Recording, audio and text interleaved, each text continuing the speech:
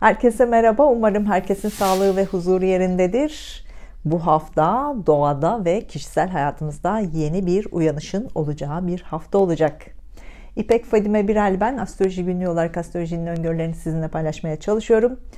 Bu videoda 30 Mayıs 5 Haziran arasındaki transitlerin burçlarınıza etkilerini anlatmaya çalışacağım. Bu hafta Güneş İkizler Burcu'nda ilerliyor. İkizler Burcu olanların doğum günü kutlu olsun. Sağlıklı ve huzurlu nice seneler diliyorum. Bu haftanın en önemli konusu 30 Mayıs'ta İkizler Burcu'nda gerçekleşecek yeni ay olacak. Bu yeni ay sanki bir güneş tutulması etkisinde de olacak. Çünkü son 2 senedir İkizler Burcu ve Yay Burcu aksındaki tutulmalar gerçekleşmişti. Bu yüzden İkizler Burcu ve Yay Burcu etkilerinde hem dünyada hem ülkemizde hem de kişisel hayatımızda büyük farkındalıklar yaşadık. 180 derece değişimler yaşadık. En son bu aks üzerinde Aralık 2021'de Yay Burcu'nda güneş tutulması gerçekleşmişti. Şimdi de yine son olarak bu yeni ayla birlikte İkizler Burcu ve Yay Burcu aksındaki tutulmaları sonuçlandıracağız. Bu aks üzerindeki tutulmalar yaşadığımızda neler oldu? Kısaca aktarayım. İkizler Burcu deyince akla ilk eğitim yılları gelir. Kısa mesafeli yollar gelir. Kısa mesafede kullanılan araçlarla ilgili konular gelir. İletişim, medya, lojistik, pazarlama alanları gelir. Yeni araştırmalar gelir. Arkeoloji ile ilgili sosyal bilimler gibi alanlar gelir. Yazışmalar, konuşmalar aklımıza gelir. Biz son 2 senedir bu alanlarda hayatımızda büyük değişimler yaşadık. Yeni sistemler, yeni aletler, yeni bir döneme başladık. Önümüzdeki 9 senenin de bu yenilikleri kabullenmeyle geçecek. Yay burcu deyince aklımıza da uzun yolculuklar, yurt dışı ile ilgili konular, uzak yerlerle ilgili konular, yüksek eğitim alanlarıyla ilgili konular, hava taşımacılığı araçları, yabancı diller, yabancı kişiler gelir. Din ve felsefe ile ilgili konular aklımıza gelir. Spiritüel konularla ilgili alanlar aklımıza gelir. Hukukla ilgili, anayasalarla ilgili konular aklımıza gelir. Askeriye ile ilgili konular aklımıza gelir. Son 2 senedir bu alanlarda eski sistemlerden kazandığımız tecrübelerimizle yeni sistemler ve yeni araçlarla hayatımıza katmak zorunda kaldık. Şimdi bunları kabullenmeye çalışacağız. Kişisel olarak bakarsak da özellikle Yay Burcu, İkizler Burcu, Balık Burcu ve Başak Burcu Haziran 2020'den beri hayatlarında köklü değişimleri yapmak zorunda kaldılar. Doğum haritasında Yay Burcu ve İkizler Burcu bulunanlarda hangi planet ve hangi evde ise o alanlarda hayatlarında 180 derece değişimleri yaşamak zorunda kaldılar. Farkındalıkları arttı. Kasım 2021'den beri de tutulma aksları Boğa Burcu ve Akrep Burcu aksına geçti. Daha önceki videolarda çok anlattım. Hatta 1,5 yıl sürecek olan bu konuyu tek bir videoda anlattım. Hangi burç hangi alanda etkilenecek? Yukarıdaki yazıya tıklayarak o videoyu da izleyebilirsiniz. Boğa Burcu ve Akrep Burcu aksındaki tutulmalar dünyada, ülkemizde ve kişisel hayatımızda bazı alanlarda değişimlerin olacağını anlatır. Özellikle para, finans, banka sektörü, borsa, dijital para, yemek sektörü, estetik ve güzellikle ilgili sektörler, mistik konular, spiritüel alanlar, yeraltı kaynakları ile ilgili alanlar, ölüm ve ötesiyle ilgili konularda değişimler olmak zorunda. Bu alanlarda farkındalıklarımız artmak zorunda. Dijital paraya geçiş yapmak zorundayız. Banka işlemlerini artık dijitalden yapmak zorundayız. Bu tutulmalar bunlarla ilgili eski sistemler yerine yeni sistemleri kabul etmemizi işaret ediyor. Bu haftanın en önemli konularından biri de Mars'ın Koç burcunda ilerliyor olması. Mars kendi burcunda rahat ediyor olsa da bizi çok rahatsız bırakacak gibi görünüyor. Mars savaşçıdır, azimlidir, hırslıdır, hemen olsun ister. Liderlik için çarpışmaya hazırdır. Biz de kişisel hayatımızda bunları daha fazla yaşamaya başlayacağız. Burçlar kısmında bunun etkilerini anlatacağım. Mars Koç burcunda olduğunda nelerle karşılaşacağımıza dair ön fikir edinmek isterseniz 2020 Temmuz ayında hayatınızda neler yaşadınız buna bakabilirsiniz. Önümüzdeki bir ay buna benzer konular olacağını düşünebilirsiniz. Bu hafta Merkür Boğa burcunda ve retro halinde olacak. Son haftalardaki para konuları, estetik ve güzellikle ilgili konular tekrar karşımıza çıkabilir. Parayla ilgili alanlarda kullanacağımız teknolojik alet ve sistemleri daha yavaş kullanmalıyız. Merkür retro ile ilgili detayları daha önceki videolarda da anlatmıştım. Venüs bu hafta Boğa burcuna geçti. Son haftalarda hızlı başlayan, hızlı biten aşklar gördük. Şimdi daha ayağı sağlam basan aşklar başlayabilir. Aşk ilişkilerinde alınacak kararlar daha sağlam ve kalıcı olabilir. Burçlara etkilerini yine burçlar kısmında anlatacağım.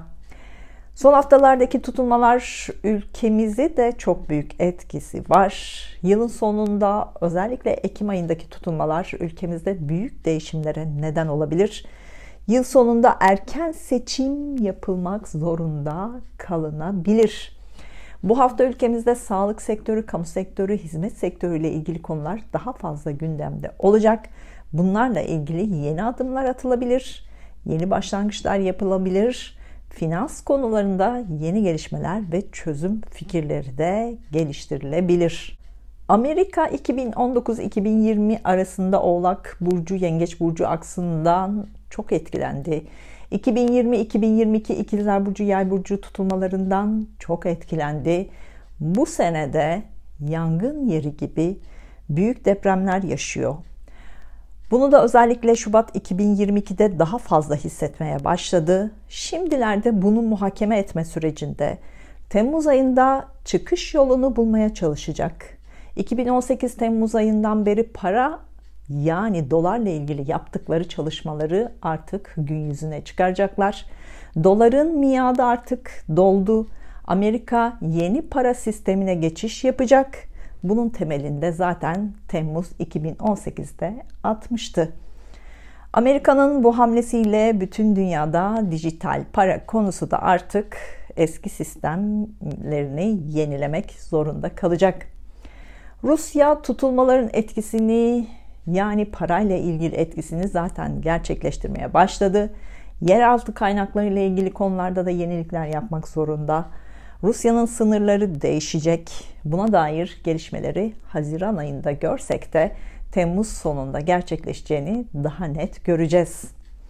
Danışmanlıkla ilgili veya sormak istediğiniz konularla ilgili astrolojigünlüğü@gmail.com adresime mail atabilirsiniz. Astroloji ve Ben isimli kitabım çıktı imzalı olarak. İsterseniz de kargo bilgilerinizi astrolojigünlüğü@gmail.com adresime yazarak sipariş verebilirsiniz. Ya da astrolojigünlüğü.com sayfamdan, web sayfamdan sipariş verebilirsiniz. Şimdi 30 Mayıs 5 Haziran 2022 arasındaki gökyüzü transitlerinin burçlara etkilerini paylaşacağım. Burçlara dair dakikaları aşağıda açıklamalar kısmında yazacağım. Dakikalara tıklayarak burçlarınıza daha hızlı ilerleyebilirsiniz.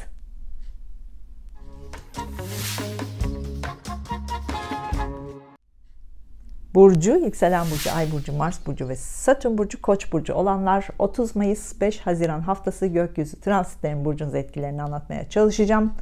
Kanalıma abone olup zile basarsanız videolardan daha hızlı haber alabilirsiniz.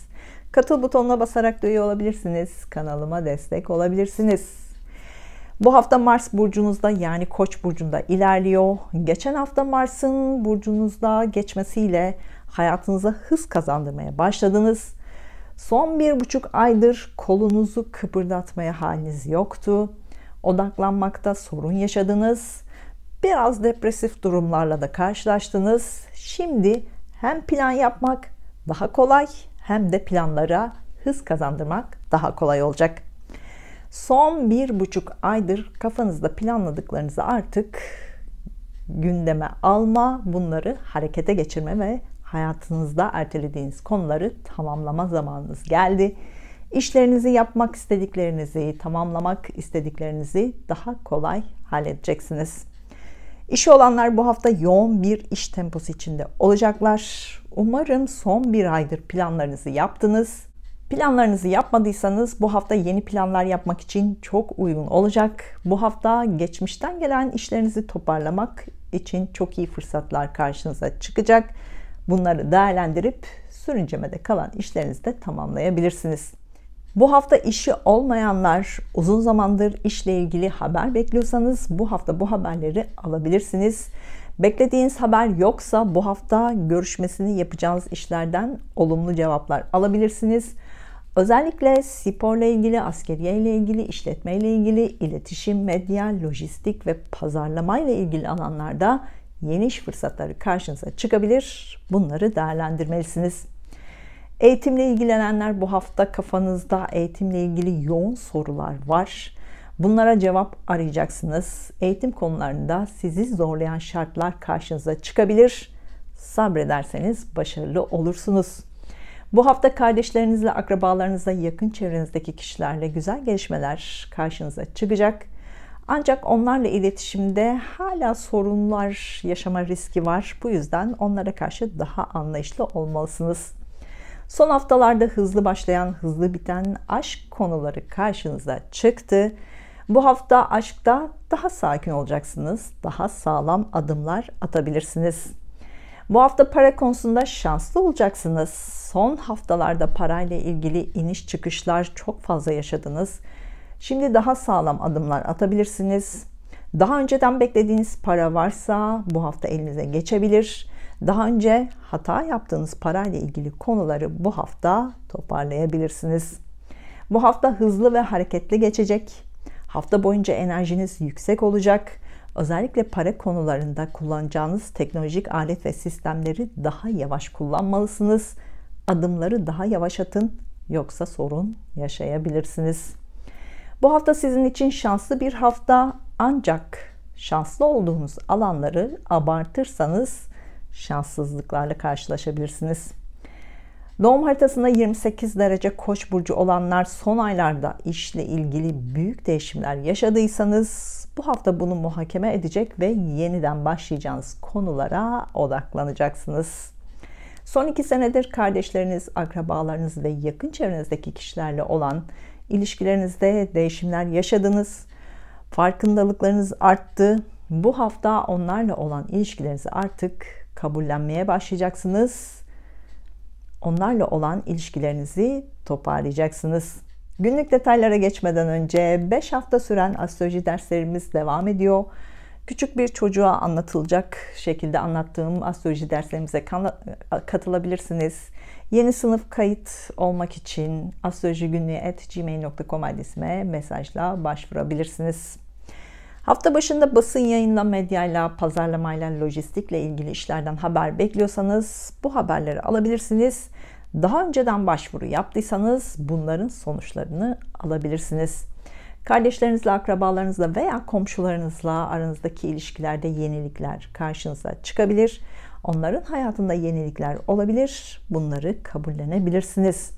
Hafta ortasında evinizde değişiklikler yapmak için uygun olacak. Evinizle ilgili konularda uzun zamandır aksayan konuları hızla tamamlayabilirsiniz. Hafta ortasında ebeveynlerinizle ilgilenmek zorunda kalabilirsiniz. Hafta sonunda aşk hayatınızla ilgili hareketli zamanlar olabilir. Yeni aşk başlayabilir ya da var olan aşk ilişkinizde yeni kararlar alabilirsiniz. Hafta sonunda çocuklar veya çocuklarınızla ilgili de yoğun olacaksınız. Çocuklarla ilgili yeni gelişmelerle karşılaşabilirsiniz. Güzel bir hafta olmasını diliyorum. Duygusal hayatınızla ilgili işaretler için Ay burcunuzu, iş ve eğitim hayatınızla ilgili işaretler için Mars ve Satürn burcunuzda izlemelisiniz.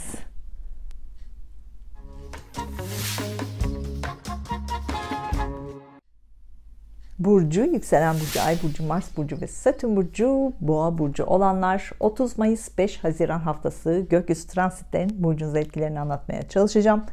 Kanalıma abone olup zile basarsanız videolardan daha hızlı haber alabilirsiniz. Katıl butonuna basarak da üye olabilirsiniz. Kanalıma destek olabilirsiniz. Son haftalarda tutulmalar sizi fena tuttu. İlişkilerinizde farkındalıklarınız arttı.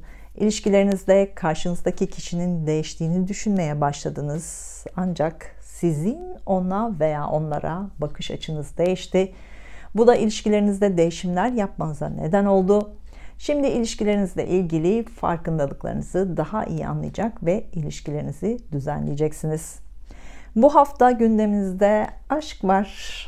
Aşk ilişkinizle ilgili ciddi adımlar atabilirsiniz. Yeni aşk arayanlar algılarınızı açın. Yeni bir aşk başlayabilir. Bu aşk sağlam ve geleceği olacak bir aşk olacak. Bu hafta kendi içinizde biraz zorlanacaksınız. Kendi kendinizle tartışma halinde olabilirsiniz. Harekete geçmek istediğiniz konuları iyi tespit edin. Bunlarla ilgili adım atarken sabırlı ve yavaş olun. Sanatsal çalışmalar yapanlar, görsel sanatlarla ilgilenenler, sağlık sektöründe işi olanlar hafta boyunca yoğun bir iş temposu içinde olacaklar. Ona göre enerjinizi ve planlarınızı yapmalısınız. Bu hafta hayal gücünüzü, sanatsal gücünüzü, sporla ilgili merakınızı çok fazla ortaya çıkartacaksınız. Bu konulardaki fikirlerinizi daha hızlı gündeme alıp daha hızlı harekete geçireceksiniz. Hayal gücünüzü, sanatsal gücünüzü kullanarak yapacağınız işlerde hızla ilerleyip hızla başarıyı da kazanacaksınız. Bu hafta psikolojinizi bozan bazı konular yüzünden baş ağrılarınız olabilir, migren ağrılarınız olabilir, depresif durumlar yaşayabilirsiniz. Psikolojinizi bozan bazı konular sürekli önünüze gelecek.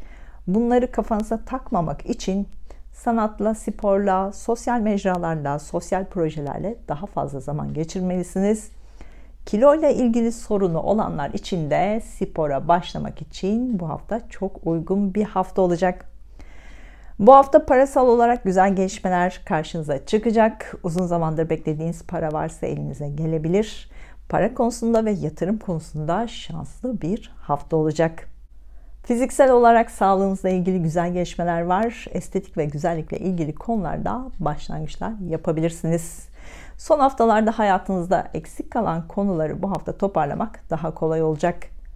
Çevrenizdeki kişilerle iletişimde biraz sorun yaşayabilirsiniz. Anlatmak ve dinlemek zor olabilir. Anlaşmazlıklar sorun yaratabilir. Yavaş ve sakin olursanız sorun yaşamazsınız. Son 2 senedir para konusunda yenilikler karşınıza çıktı. Yeni sistemler, yeni yatırım konuları, bunlarla ilgili farkındalıklarınız değişti. Bu haftadan sonra bunları daha iyi anlayacak ve kabulleneceksiniz. Doğum haritasında 16 derece boğa burcu olanlar bu hafta hayatınızda ani değişiklikler olabilir. Dikkatli olmalısınız. Yine doğum haritasında 28 derece boğa burcu olanlar eğitim hayatınızla ilgili son aylarda karşılaştığınız ani gelişmeleri şimdi daha iyi anlayacaksınız. Bunlardan dersler çıkartıp yeni konulara odaklanabilirsiniz. Günlük detaylara geçmeden önce 5 hafta süren astroloji derslerimiz devam ediyor. Küçük bir çocuğa anlatılır şekilde anlattığım astroloji derslerimize katılabilirsiniz.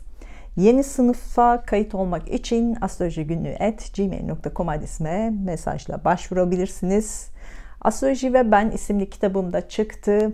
astrolojigünlüğü.com adresimden, web sayfamdan sipariş verebilirsiniz.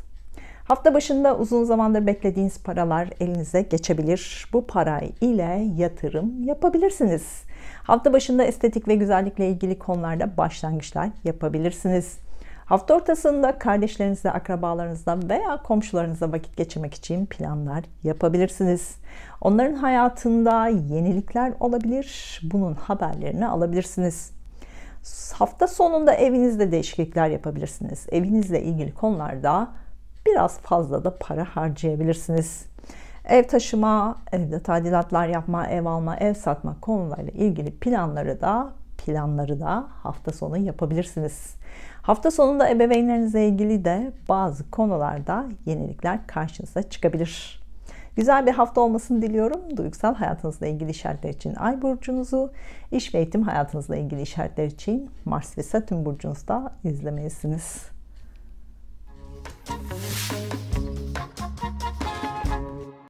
Burcu, yükselen burcu, ay burcu, Mars burcu ve Satürn burcu, ikizler burcu olanlar 30 Mayıs 5 Haziran haftası gökyüzü transitlerinin burcunuza etkilerini anlatmaya çalışacağım.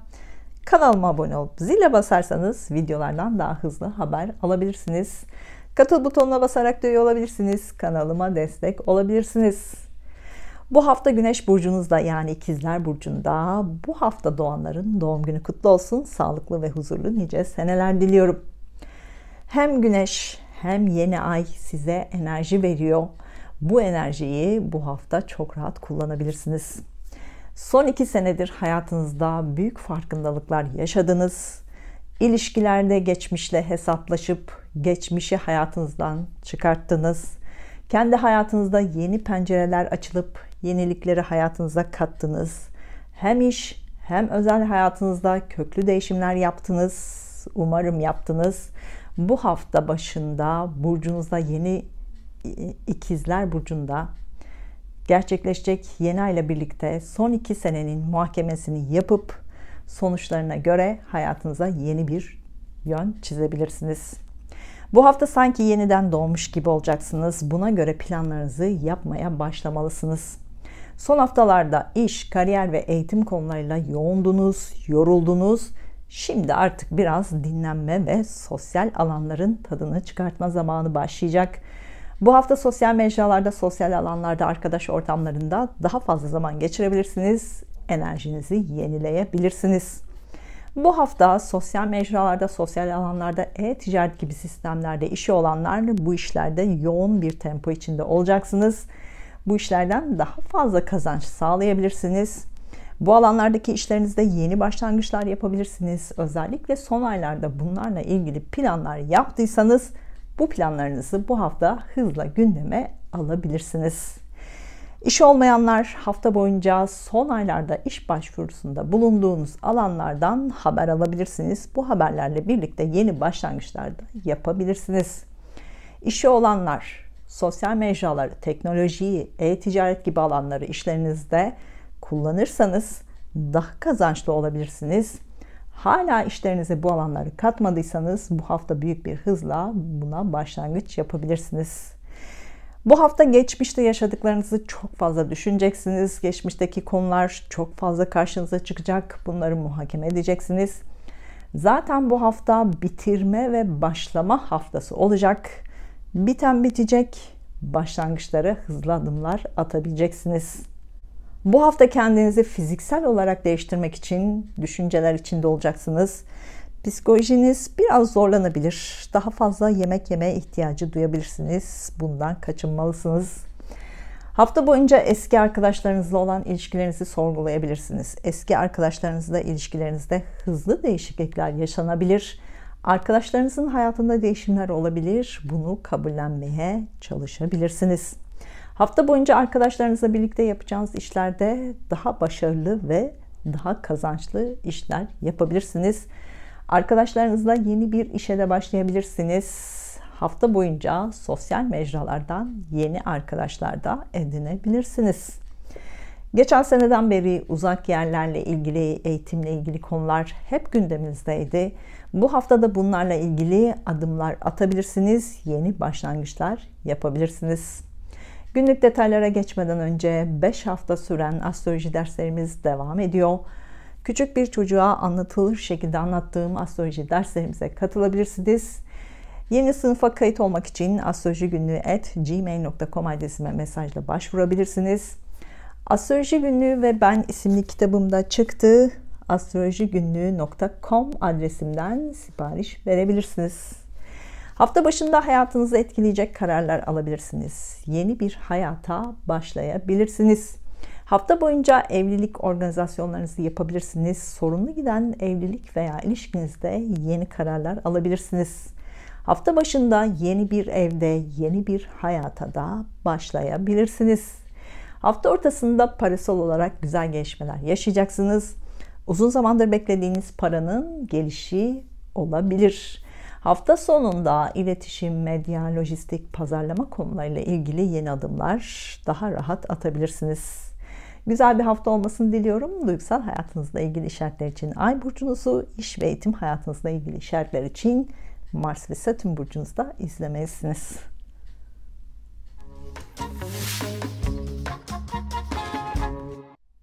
burcu, yükselen burcu, ay burcu, Mars burcu ve Satürn burcu, Yengeç burcu olanlar 30 Mayıs 5 Haziran haftası gökyüzü transitlerinin burcunuz etkilerini anlatmaya çalışacağım. Kanalıma abone olup zile basarsanız videolardan daha hızlı haber alabilirsiniz.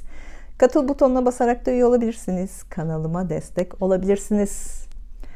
Son haftalarda hem kendinizi eğittiniz hem başkalarına eğittiniz. Bu eğitimlerin meyvelerini toplamaya başlayacaksınız. Bu hafta artık iş, kariyer ve eğitim konularında yoğun olacaksınız. Başınızı kaşımaya vaktiniz olmayacak. Tabii işiniz varsa. İş, kariyer ve eğitimle ilgili konularda yeni başlangıçlar da yapabilirsiniz. Bu başlangıçlar uzun vadeli işlerin başlangıcı olacak. İşi olanlar, iş yerinizde sorunlar olabilir. İşinizi kaybetme riski olabilir. İşinizden ayrılma durumları söz konusu olabilir. İşinizin yoğunluğundan bunalıp işten ayrılma durumu olabilir. Bütün bunların Mars'ın oyunları olduğunu düşünerek işinizde sabırlı olmalısınız. Kısa bir süre belki işten izin alıp kendinize zaman tanıyarak Mars'ın sizi işinizde sınadığını fark edip işinize döndüğünüzde işinize dört elle sarılabilirsiniz. İş yerinizde terfi de bekliyorsanız bu hafta bu gerçekleşebilir. Hafta boyunca kendi işi olanlar işlerini bir adım ileriye taşıyabilirler. İşlerine yenilikler rahatlıkla katabilirler. İletişim, medya, lojistik, pazarlama alanlarını işlerine kolayca katabilirler. İşiniz yoksa bu hafta kesinlikle başvuru yapın. Yeni başlangıçlar yapmak kolay olacak. İşletme ile ilgili, sporla ilgili, yemek sektörüyle ilgili, askeriye ile ilgili, dekorasyonla, finansla ilgili işler fırsatları karşınıza çıkabilir. Bunları değerlendirmelisiniz.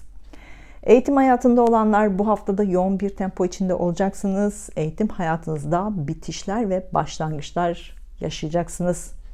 Bu hafta kendi içinizde biraz fazla konuşabilirsiniz. Kendi içinizdeki enerji çok fazla olacak.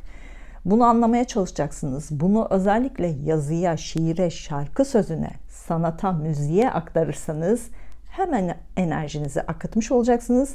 Hem de bu alanlarda başarılı olacaksınız.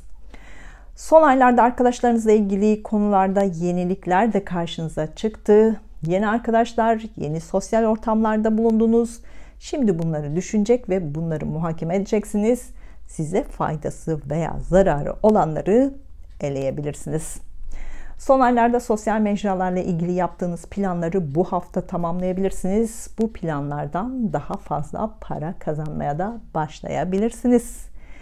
Yeni aşk arayanlar, arkadaş ortamında, sosyal mecralarda, sosyal alanlarda yeni biriyle tanışabilirsiniz. Bu aşk sağlam bir ilişkinin başlangıcı olacak.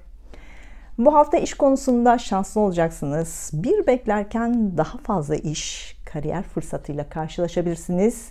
Bunları değerlendirmelisiniz. Doğum haritasında 28 derece Yengeç burcu olanlar, geçen aylarda ilişkilerle ilgili yaşadıklarınızı muhakeme edeceksiniz. Bu ilişkinin bittiğini artık daha kolay kabul edeceksiniz. Günlük detaylara geçmeden önce 5 hafta süren astroloji derslerimiz devam ediyor. Küçük bir çocuğa anlatır şekilde anlattığım astroloji derslerimize katılabilirsiniz. Yeni sınıfa kayıt olmak için astrolojigünlüğü@gmail.com adresime mesajla başvurabilirsiniz. Astroloji ve Ben isimli kitabımda çıktı. astrolojigünlüğü.com adresimden, web sayfamdan sipariş verebilirsiniz. Hafta başında duygusal olarak yoğun olacaksınız. Son zamanlarda kendi kendinize konuştuğunuz konuları düşüneceksiniz. Kendinizle ilgili yeni kararlar alacaksınız. Sanatsal çalışmalar yapanlar, sağlık sektöründe çalışanlar hafta başında çok yoğun olacaksınız. Hafta başında biraz depresif durumlar yaşayabilirsiniz. Doğada vakit geçirmek güzel olacak. Hafta ortasında enerjiniz yüksek olacak. İşle ilgili konularda daha rahat hareket edeceksiniz.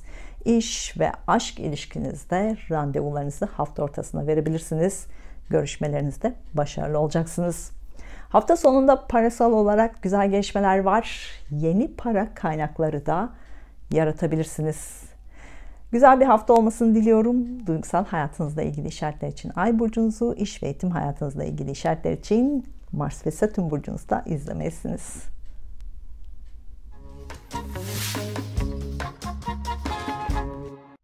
burcu, yükselen burcu, ay burcu, Mars burcu ve Satürn burcu Aslan burcu olanlar 30 Mayıs 5 Haziran haftası gökyüzü transitlerinin burcunuz etkilerini anlatmaya çalışacağım. Kanalıma abone olup zile basarsanız videolardan daha hızlı haber alabilirsiniz. Katıl butonuna basarak da üye olabilirsiniz. Kanalıma destek olabilirsiniz. Son haftalarda finansal konular sizi çok zorladı. Alacaklar, verecekler, harcamalar sizi çok zorladı. Eşle ilgili parasal konular, ortakla ilgili parasal konular sizi çok zorladı. Bunlarla ilgili aldanma veya aldatılmalarda yaşamış olabilirsiniz. Bu hafta artık bu konular geride kalacak, ancak muhakemesini yapacaksınız. Son aylardaki tutulmalar da sizi çok yordu. Hem iş, kariyer, eğitim konuları, hem ev, aile, eş, ebeveynlerle ilgili konulardaki değişimler sizi çok yordu. Bu konulardaki farkındalığınız arttı. Şimdi bu konuları toparlayacak, karşınıza çıkan yenilikleri kabulleneceksiniz. Bu hafta yurt dışı ile ilgili, şehir dışı ile ilgili konular sürekli gündeminizde olacak. Bu eğitimle ilgili olabilir, eşinizle ilgili olabilir, uzaktan beklediğiniz haberler olabilir. Bunlarla ilgili uzun zamandır beklediğiniz haberleri alabilirsiniz. Bu haberlerle birlikte de uzun yola çıkabilirsiniz ya da uzun yolculuk planı yapabilirsiniz. Hafta boyunca eğitimle ilgili konularda yeni başlangıçlar söz konusu olacak. Yeni bir konuyla daha fazla yoğun olacaksınız. Eğitim alanında değişimlere de hazır olmalısınız. Bu hafta sosyal mecralarda, sosyal alanlarda daha fazla zaman geçirebilirsiniz. Bu alanlarda güneş gibi parlayacaksınız. Enerjiniz çok yüksek olacak. Son 2 senedir sosyal mecralar, sosyal alanlar, e-ticaret gibi konularda yaptığınız başlangıçları artık toparlayacaksınız. Bunlarla ilgili artık hız kazanacak ve yeni adımlarla ilerleyeceksiniz. Son 2 senedir arkadaşlarınızla ilişkilerinizde farkındalıklarınız arttı. Bazı arkadaşları hayatınızdan çıkarttınız, yeni arkadaşları hayatınıza kattınız. Bu haftadan sonra yeni arkadaşlarınızla olan ilişkilerinizde yeniliklerle karşılaşmaya da başlayabilirsiniz. Son haftalarda iş, kariyerle ilgili başvuru yaptıysanız bu hafta bunlardan haber alabilirsiniz, başlangıçlar yapabilirsiniz. Bu hafta işlerinizden daha fazla para kazanabilirsiniz. İşlerinizle ilgili güzel para akışları olacak. İşle ilgili yeni yatırım planları da yapabilirsiniz. Eğitimle ilgili işleri olanlar, yurt dışı ile ilgili, şehir dışı ile ilgili işleri olanlar bu hafta bu işlerden daha fazla para kazanabilirsiniz.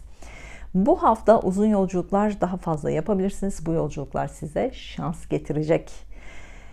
Bu hafta işlerinizde teknolojik ve elektronik aletlerde bazı sorunlarla karşılaşabilirsiniz. Sakin olursanız hızlı çözümler üretebilirsiniz.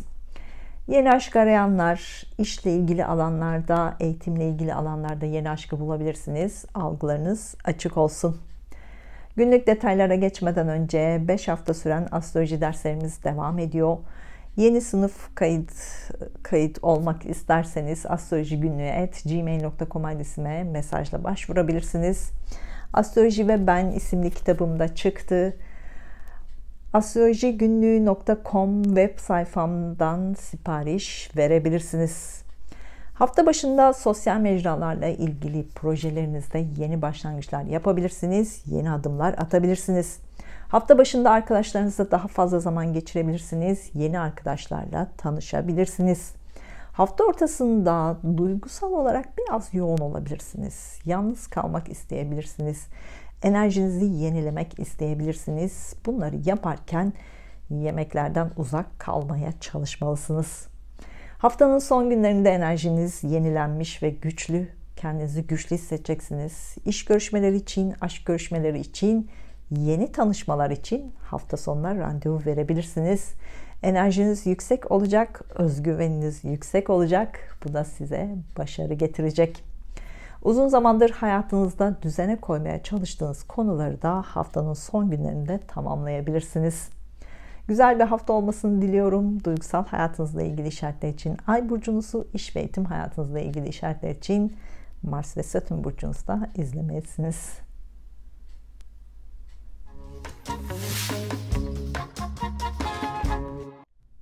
burcu, yükselen burcu, ay burcu, Mars burcu ve Satürn burcu, Başak burcu olanlar 30 Mayıs 5 Haziran haftası gökyüzü transitlerin burcunuza etkilerini anlatmaya çalışacağım. Kanalıma abone olup zile basarsanız videolardan daha hızlı haber alabilirsiniz. Katıl butonuna basarak da üye olabilirsiniz. Kanalıma destek olabilirsiniz. Geçen ay ilişkiler konusu gündeminizdeydi. Son 2 senedir ilişkiler konusunda karşınıza çıkanları bu son ayda muhakeme etmek zorunda kaldınız. İlişkilerinizle ilgili çözüm üretmek zorunda kaldınız. Duygu ve mantık karmaşası yaşadınız. Bunlar artık geride kalacak. Bu hafta ilişkilerden dolayı finansal konular daha fazla gündeme gelebilir. Sizi finansal olarak zorlayacak ilişkilere dikkat etmelisiniz. Eşiniz, ortağınızla ilgili finansal zorlanmalarla karşılaşabilirsiniz. Krediyle ilgili, borç alacakla ilgili konular sürekli önünüze gelebilir. Daha önceden aldığınız krediyi kapatabilirsiniz veya son aylarda aldığınız ev veya gayrimenkulle ilgili yeni kredi söz konusu olabilir. Bunlarla ilgili işlemlerle meşgul olabilirsiniz. Bu hafta miras konuları da gündemimize gelebilir. Bunlarla ilgili yeni gelişmeler karşınıza çıkabilir.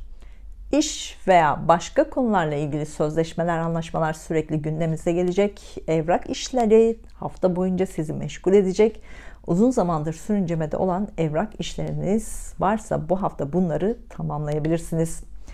Doğum haritasında 28 derece Başak Burcu olanlar aşk ilişkinizle ilgili geçen aylarda ortaya çıkan gizli kapaklı konular nedeniyle biten ilişkinizi artık geride bırakmalısınız. Bundan dersler çıkartmalısınız. Daha önce gitmek isteyip gidemediğiniz uzun yolculuklara bu hafta gidebilirsiniz. Aniden karar verip yola çıkabilirsiniz. Bu hafta iş alanında güneş gibi parlayacaksınız. İş, kariyer ve eğitim konularında başarılı olabilirsiniz.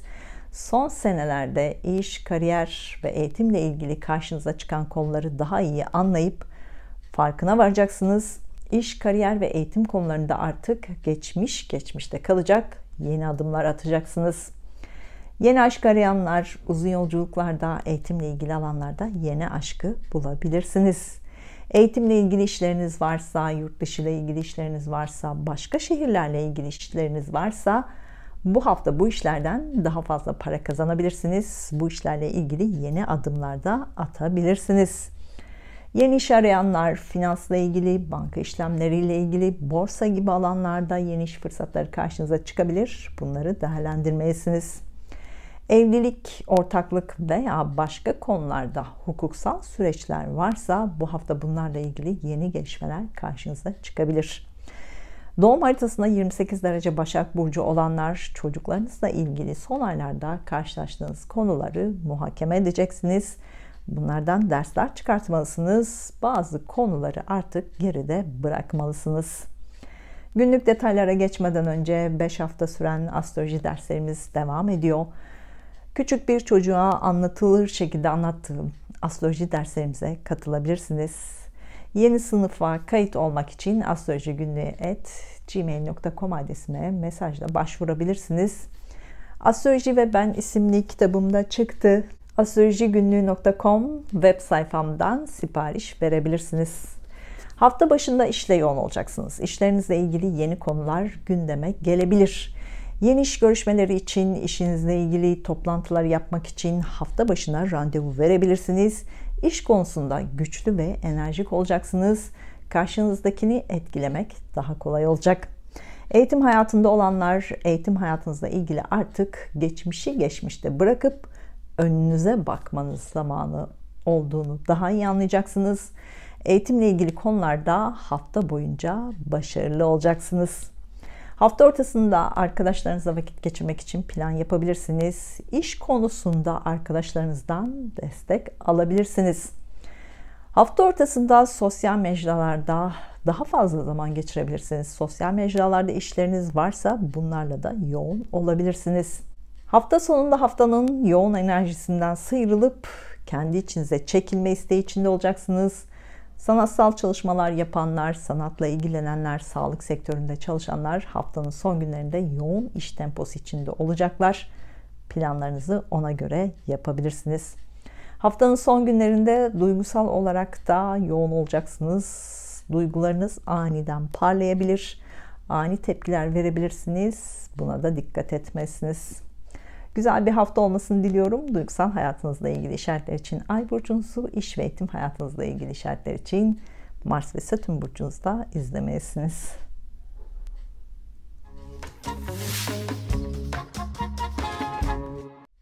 Burcu, yükselen burcu, ay burcu, Mars burcu ve Satürn burcu, terazi burcu olanlar 30 Mayıs 5 Haziran haftası gökyüzü transitlerinin burcu etkilerini anlatmaya çalışacağım.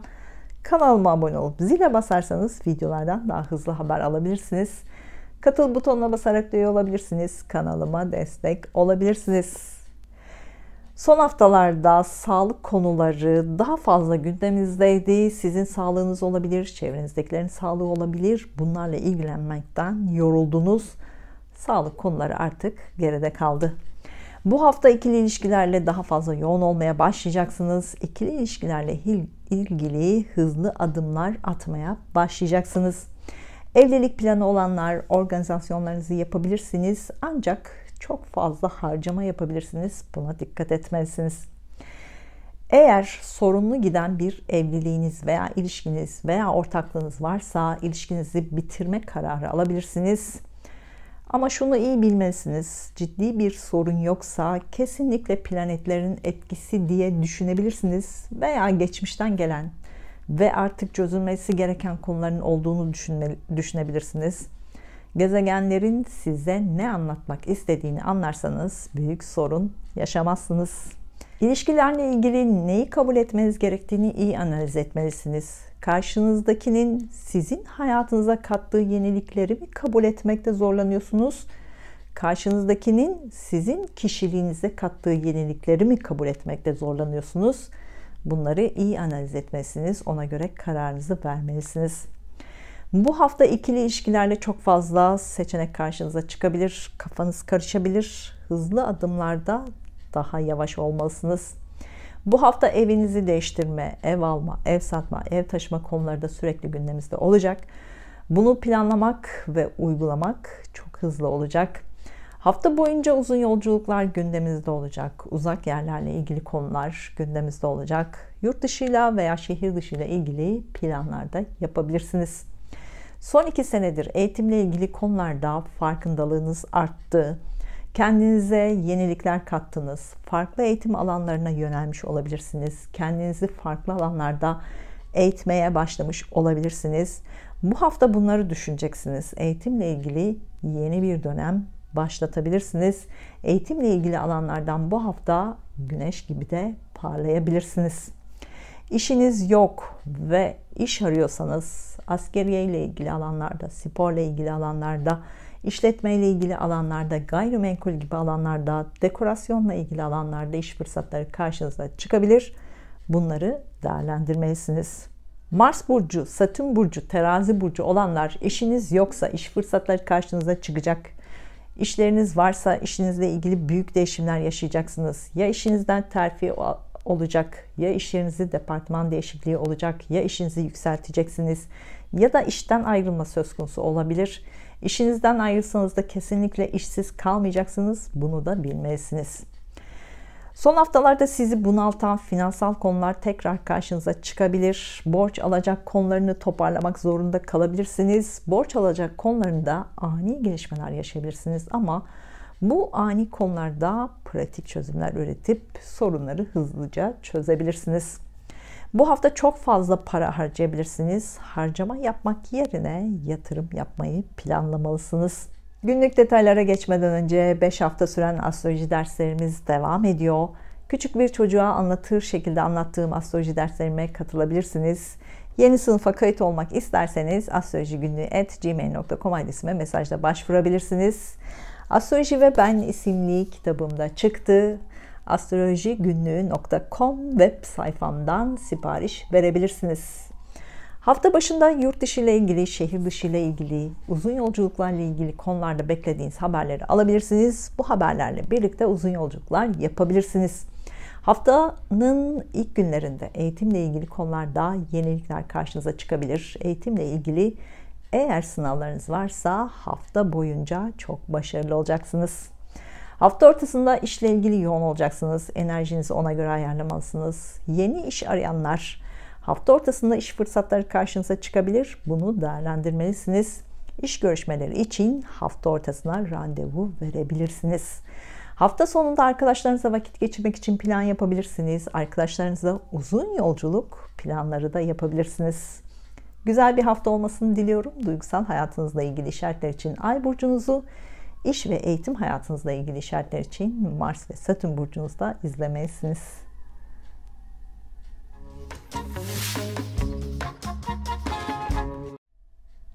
Burcu, yükselen burcu, ay burcu, Mars burcu ve Satürn burcu, Akrep burcu olanlar 30 Mayıs 5 Haziran haftası gökyüzü transitlerin burcunuz etkilerini anlatmaya çalışacağım.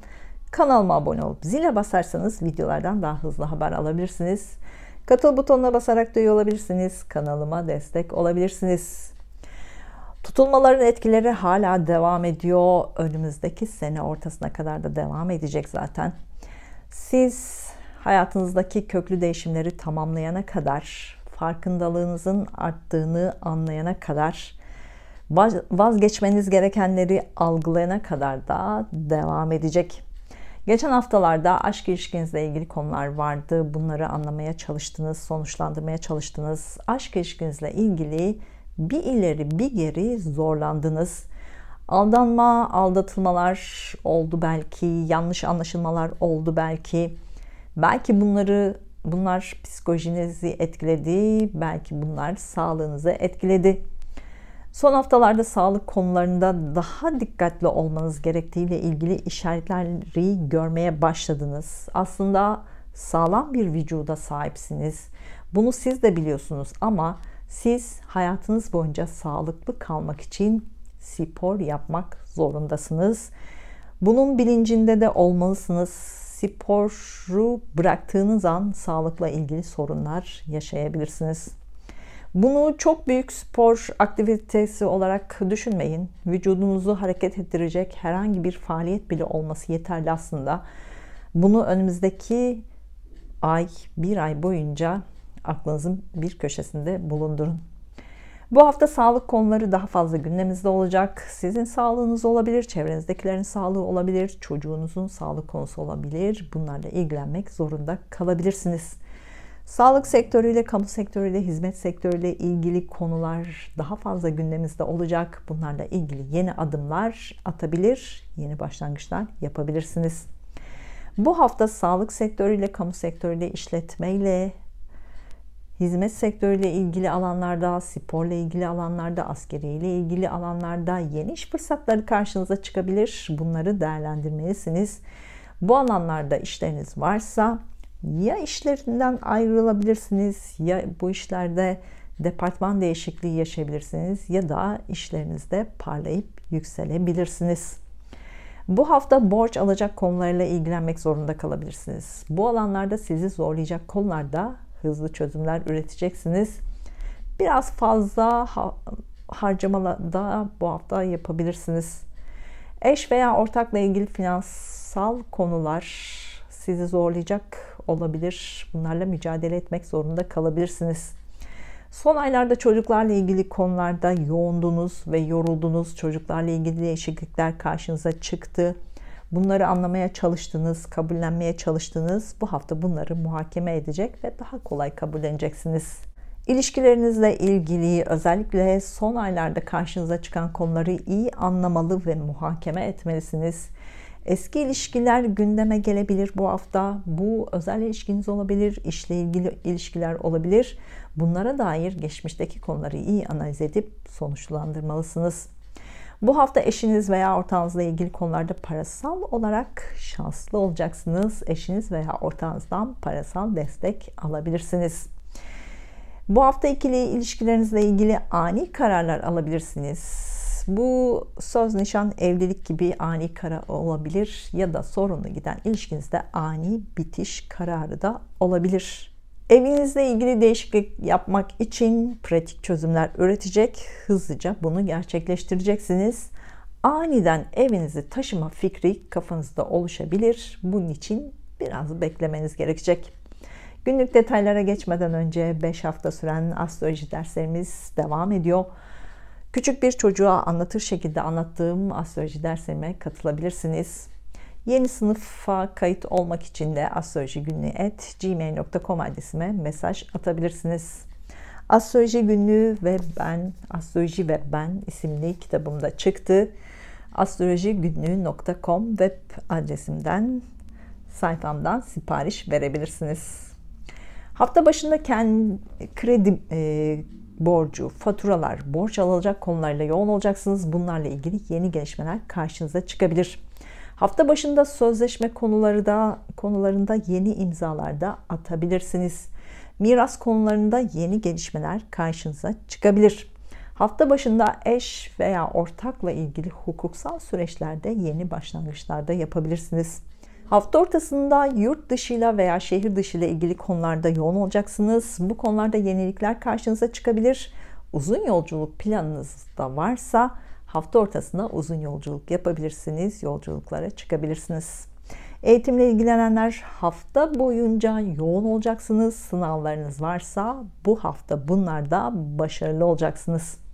Hafta sonunda işinizle yoğun olacaksınız. İşle ilgili yeni konularda ilgilenmek zorunda kalabilirsiniz. Hafta sonunda yapacağınız iş görüşmelerinde olumlu gelişmeler yaşayabilirsiniz. Uzun zamandır haber beklediğiniz işlerden de sonuç alabilirsiniz. Güzel bir hafta olmasını diliyorum. Duygusal hayatınızla ilgili işaretler için Ay burcunuzu, iş ve eğitim hayatınızla ilgili işaretler için Mars ve Satürn burcunuzda izlemelisiniz.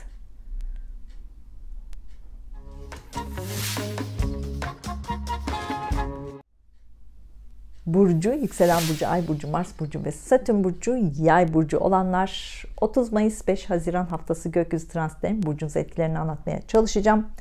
Kanalıma abone olup zile basarsanız videolardan daha hızlı haber alabilirsiniz. Katıl butonuna basarak da üye olabilirsiniz. Kanalıma destek olabilirsiniz. Son aylarda evinizle ilgili konularda odaklanmakta zorlandınız. Zor da olsa evinizle ilgili değişiklikleri sonunda toparladınız. Son senelerde ikili ilişkilerde yeni konular karşınıza çıktı. Bu evlilik olabilir, ilişkiniz olabilir, ortaklık konuları olabilir. Bu yenilikleri görmekte, kabul etmekte sizin için zor değil aslında. Bu yüzden hayatınıza bu yenilikleri kolayca aldınız ve ilişkinizde yenilikleri yaşadınız. Aralık 2021'den beri de bunları daha iyi görmeye, anlamaya başladınız.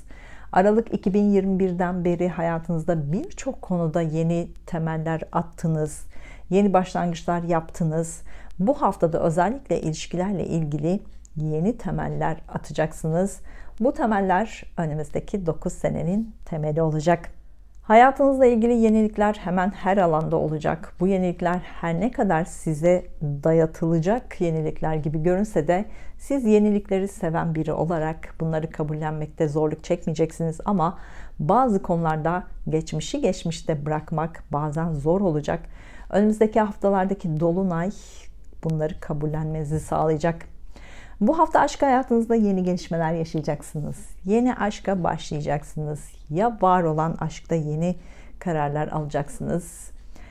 Bu kararlar söz, nişan, evlilik gibi ciddi kararlarda olabilir. Sorunlu giden aşk ilişkinizi bitirme kararı da olabilir. Bu hafta aşk konusunda büyük bir sınav halinde olacaksınız. Bazen ilişkinizi hızlı yaşayıp hızlı kararlar alacaksınız. Bazen bitirme kararı alacak, sonra tekrar barışacaksınız. Bu hızlı kararlarda daha dikkatli olmalısınız. Bu hafta çocuklar veya çocuklarınızla ilgili konularda gündeminizde olacak. Onların hayatında yeni bir dönem başlayabilir. Bu da sizin hayatınızı etkileyebilir. Çocuklarla ilgili yanıklar, yakıcı aletlerle ilgili konulara da dikkat etmelisiniz. Bu hafta çocuklarla ilgili alanlarda işleri olanlar yoğun bir tempo içinde olacaklar. Bu yoğun tempoda daha fazla kazanç sağlayabilirsiniz. Bu hafta geçmişteki sağlık konuları tekrar gündeme gelebilir. Bunları sonuçlandırmak zorunda kalabilirsiniz. Bu hafta estetik ve güzellikle ilgili, sağlıkla ilgili konularda, alanlarda daha fazla para harcayabilirsiniz. Bu alanlarda işleriniz varsa bunlardan daha fazla para kazanabilirsiniz. Sahnelerle ilgili işleriniz varsa, sanatla ilgili işleriniz varsa, topluluk önünde işleriniz varsa bunlarla ilgili bu hafta yeni başlangıçlar yapacaksınız. Bu başlangıç size hem başarı kazandıracak hem de para kazandıracak. Sanatla ilgili işlerinizde başarılı olacaksınız. Doğum haritasında 28 derece yay burcu olanlar son aylarda parayla ilgili karşınıza çıkan konuları düşüneceksiniz. Parayla ilgili eski sistemler artık geride kalacak. Yeni para kazanma ve yatırım yapma konularına odaklanmalısınız. Günlük detaylara geçmeden önce 5 hafta süren astroloji derslerimiz devam ediyor. Küçük bir çocuğa anlatılır şekilde anlattığım astroloji derslerimize katılabilirsiniz. Yeni sınıfa kayıt olmak isterseniz astrolojigünlüğü@gmail.com adresime mesajla başvurabilirsiniz. Astroloji ve Ben isimli kitabımda satın almak isterseniz astrolojigünlüğü.com web sayfamdan sipariş verebilirsiniz. Hafta başında yeni ayın etkisiyle ikili ilişkilerle yoğun olacaksınız. İlişkilerinizde yeni bir dönemi başlatabilirsiniz. Ani duygu patlamaları da yaşayabilirsiniz. Hafta başında ikili ilişkilerle ilgili kararlar alacaksınız. Evinizle ilgili olabilir, evliliğinizle ilgili olabilir, ilişkinizle ilgili olabilir, ortaklıklarla ilgili olabilir. Uzun zamandır sürüncemede kalan konular netleşecek. Bir karar alacaksınız artık. Hafta başında ilişkilerinizle ilgili geçmişi geçmişte bırakıp geleceğe bakmanız gerektiğini daha net anlayacaksınız. Sorun yaşadığınız aşk, evlilik, ortaklık konularında karşınızdaki kişiyi ya yenilikleriyle kabul edeceksiniz ya da ondan ayrılacaksınız. Artık bunun kararını vereceksiniz. Hafta ortasında borç alacak konularında yeni konular gündeme gelebilir. Eş veya ortaklarla ilgili hukuksal süreçlerde yeni konular gündeme gelebilir. Hafta sonunda uzun yolculuklar yapabilirsiniz. Aşk ilişkinizde olabilir. İlişkinizle ilgili olabilir. Partnerinizle birlikte uzun yolculuklar yapabilirsiniz. Hafta sonunda eğitimle ilgili konularda başarılı olabilirsiniz. Eğitimle ilgili yeni bir dönem başlayabilir. Güzel bir hafta olmasını diliyorum. Duygusal hayatınızla ilgili işaretler için Ay burcunuzu, İş ve eğitim hayatınızla ilgili işaretler için Mars ve Satürn burcunuzda izlemelisiniz.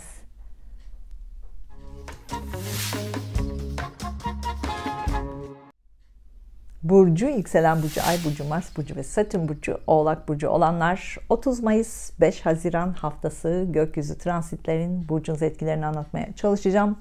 Kanalıma abone olup zile basarsanız videolardan daha hızlı haber alabilirsiniz. Katıl butonuna basarak da üye olabilirsiniz. Kanalıma destek olabilirsiniz. Son haftalardaki tutulmalar sizi aşk ilişkinizle ilgili etkiledi.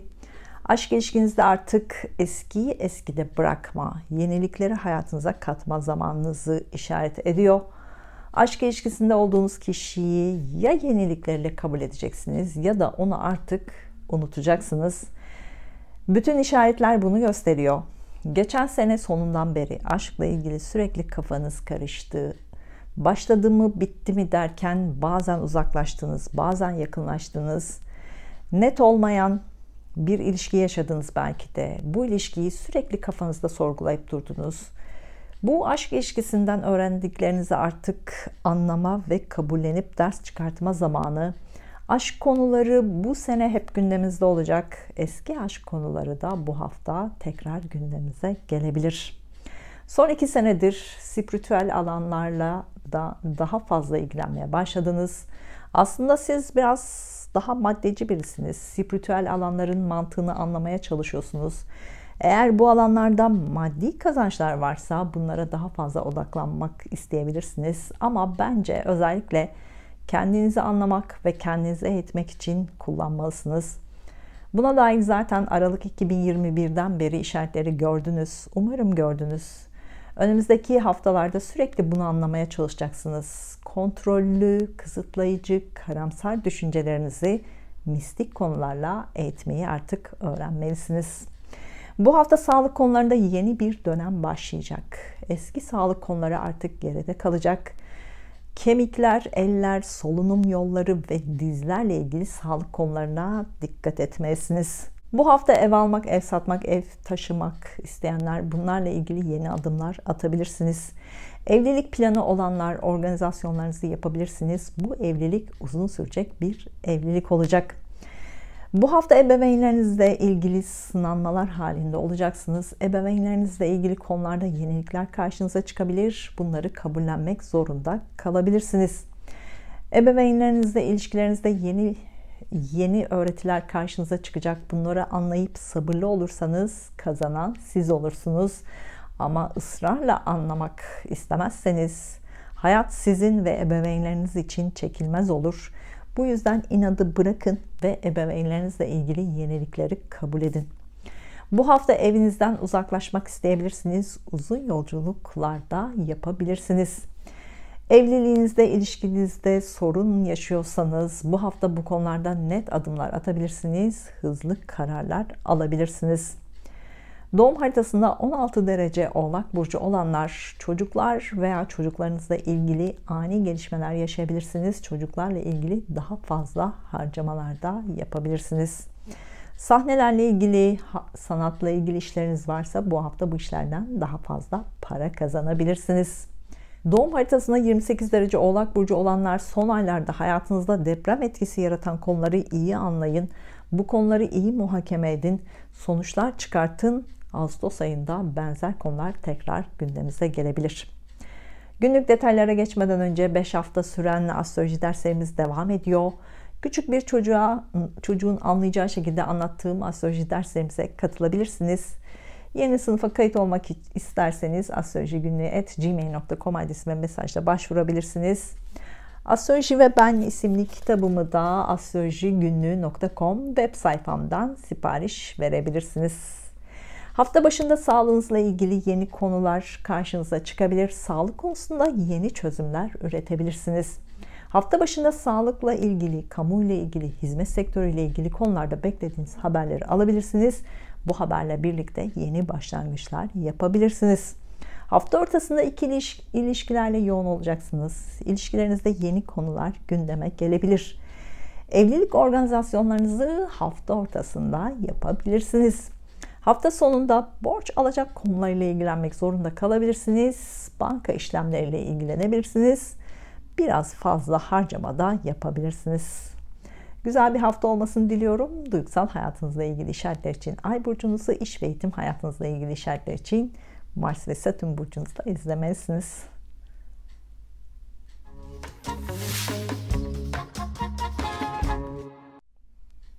Burcu, yükselen burcu, Ay burcu, Mars burcu ve Satürn burcu, Kova burcu olanlar 30 Mayıs 5 Haziran haftası gökyüzü transitlerin burcunuz etkilerini anlatmaya çalışacağım. Kanalıma abone olup zile basarsanız videolardan daha hızlı haber alabilirsiniz. Katıl butonuna basarak da üye olabilirsiniz. Kanalıma destek olabilirsiniz. Bu hafta gündeminizde aşk var. Aşk ilişkinizle ilgili güzel gelişmelerle karşılaşabilirsiniz. Son 2 senedir aşk konularında farkındalıklarınız arttı. Aşk ilişkilerinizde daha farklı bakmaya başladınız. Aşk ilişkinizi daha farklı değerlendirmeye başladınız. Bu hafta bunları daha fazla düşüneceksiniz. Aşk konusunda yeni gelişmelere adım atabilirsiniz. Bu hafta çocuklarla ilgili konular gündeminizde olacak. Çocuklarla ilgili yenilikler karşınıza çıkmaya başlayacak. Çocuklar veya çocuklarınızla ilgili güzel haberler de alabilirsiniz. Belki yeni bir çocuğunuz olacağı haberini alabilirsiniz. Belki yeni bir çocuğunuz olacak. Çocukla ilgili güzel gelişmelerle karşılaşabilirsiniz. Çocuklarınızın başarılarına da bu hafta şahit olabilirsiniz. Son haftalarda tutulmalar sizi çok fazla etkiledi. Zaten Kasım 2021'den beri hem iş, kariyer ve eğitimle ilgili konularda değişiklikler yapmanız gerektiğini anladınız. Hem ev, aile, eş, ebeveynler konusunda değişiklikler yapmanız gerektiğini anladınız. Umarım anladınız. Bunlarla ilgili farkındalıklarınız daha da artacak. Bunlarla ilgili değişimleri tamamlamak zorunda kalacaksınız. Bu hafta kardeşlerinizle ilgili konular karşınıza çıkmaya başlayacak. Uzun zamandır bu konular sürüncemedeydi belki.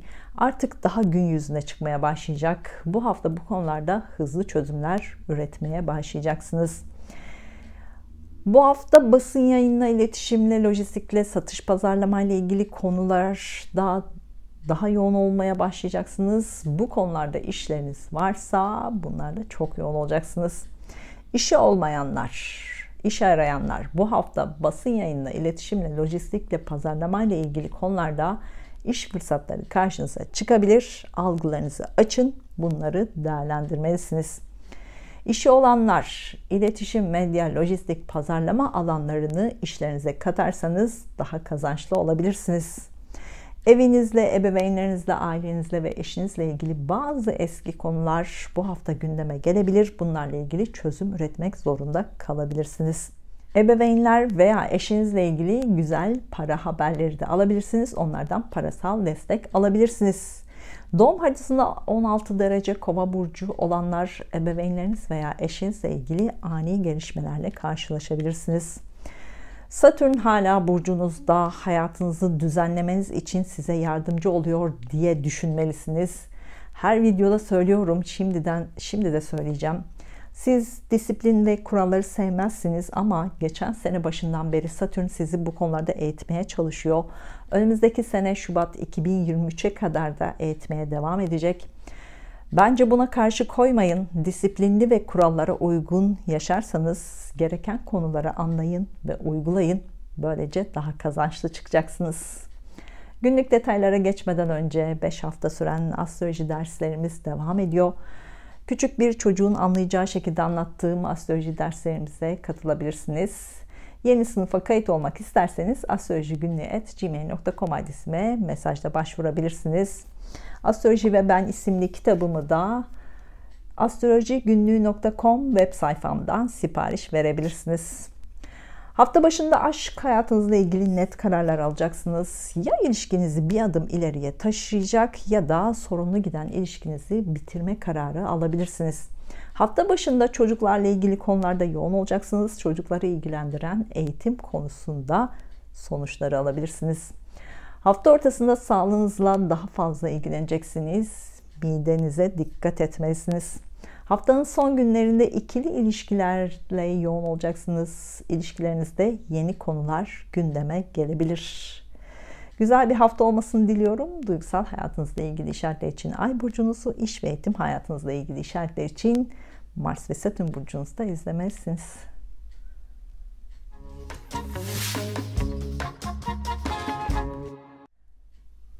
Burcu, yükselen burcu, ay burcu, Mars burcu ve Satürn burcu, balık burcu olanlar 30 Mayıs 5 Haziran haftası gökyüzü transitlerinin burcunuz etkilerini anlatmaya çalışacağım. Kanalıma abone olup zile basarsanız videolardan daha hızlı haber alabilirsiniz. Katıl butonuna basarak da üye olabilirsiniz. Kanalıma destek olabilirsiniz. Son aylarda yoğun ve yorgun günler yaşadınız. Hayatınızda birçok konuda sınanmalar ve değişimler yaşadınız. Evlenenler, nişanlananlar zor da olsa bunları gerçekleştirdiniz. Evliliklerinde, ilişkilerinde sorun yaşayanlar bununla ilgili net kararlar aldınız. Bütün bu değişimlerin sonuçlarını yavaş yavaş yaşamaya başlayacaksınız. Son 2 senedir iş, kariyer ve eğitimle ilgili konularda değişimler yapmanız gerektiğini anlamıştınız. Son aylarda bunu da toparladınız. Şimdi yeni iş konularıyla ilerleyeceksiniz. Son aylarda çalıştığınız, mücadele ettiğiniz, şimdi meyvelerini toplamaya başlayacaksınız. Bu hafta parasal olarak güzel zamanlar olacak. Hızla ilerleyen işler ve hızla elinize geçecek paralar söz konusu olacak. Para konusunda şanslı olacaksınız.